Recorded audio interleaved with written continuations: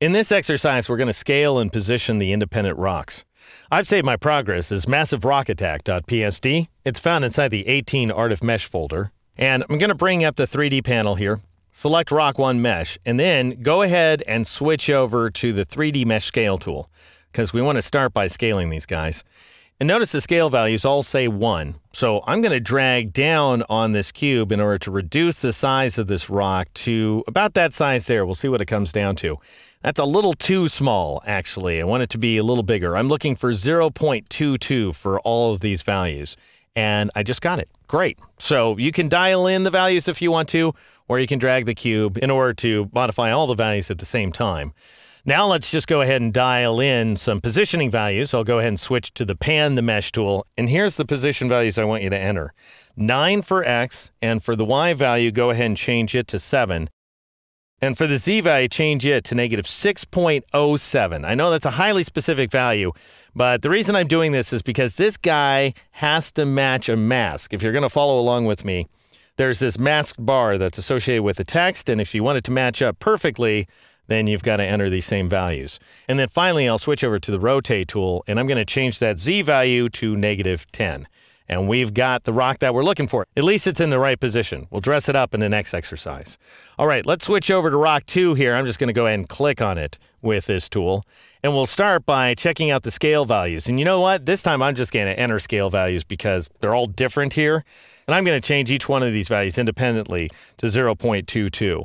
And Photoshop may go ahead and round that value down to 0.21 for you. Don't worry about that. That's just fine. Notice that this guy is raring and ready to cover up this bad detail back here, but we just need to move him into the proper position. And I'm going to do that. Of course, I did do that when I was moving these rocks in the first place. I did it manually, but these are the values I came up with, and I think this is the most expedient way to work for now. Let's go ahead and change the X value to 0. And then I'd like you to change the Y value to 24.5, and then change the Z value to negative 6. And by the way, negative 6, approximately negative 6, is correct for all of the rocks. That puts them on the ground plane. And you may ask, well, why aren't we going to the 3D menu and choosing Snap Object to Ground Plane? As you may recall, that snaps the entire scene to the ground plane, not the individual mesh. That takes care of that rock. I didn't see any reason to rotate it. Now I'm going to click on the big old Rock 3 mesh that's wedged into the grill and select the scale values just to see what they are. Way too monstrous, of course. So let's go ahead and reduce these values quite a bit. I'm going to take each one of these values, X, Y, and Z, down to 0.17. So we're scaling the rock to 17% of its former size. Now that ends up reducing the rock out of the canvas on the far left side. So let's go ahead and move him back in by switching over here to the Pan tool. And I'm going to change the X value to negative 3. The Y value should be negative 15. And then the Z value, once again, is negative 6. And I did decide to rotate this rock a little bit here. So I'll switch over to the Rotate tool, and I'm going to change the Z value to negative 27.5. And then press the Enter key, and the deed is done. Now that rock is exactly where it needs to be. And by the way, when I was working on the scene, I wanted to slightly be inside of the car's shadow.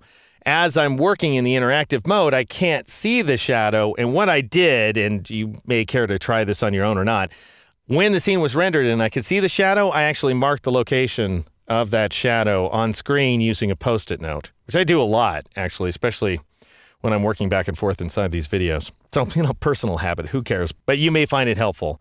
Anyway, I went ahead and clicked on Rock 4, and then I'll go up to the Scale tool. And this time, I decided to enter these values.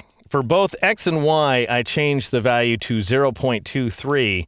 For Z, I changed that value to 0.17, like so. And now we need to position the object slightly, so I'm going to switch to the Pan tool, and I'm going to change the X value to 5.3. I'll change the Z value, this one's pretty specific, to negative 12.85, because I've got to get that rock so it's nearly touching the wheel, not quite. And then I changed the Z value to negative 6.3 this time around. And then finally, I rotated the rock by switching over here to the Rotate tool, and I changed the Z value to negative 108. And I'll press the Enter key or the Return key on a Mac in order to apply that change. So now all rocks are present and accounted for exactly where they need to be. I will interject one thing. Let's say I wanted a fifth rock, that I wanted to add a fifth rock to the scene.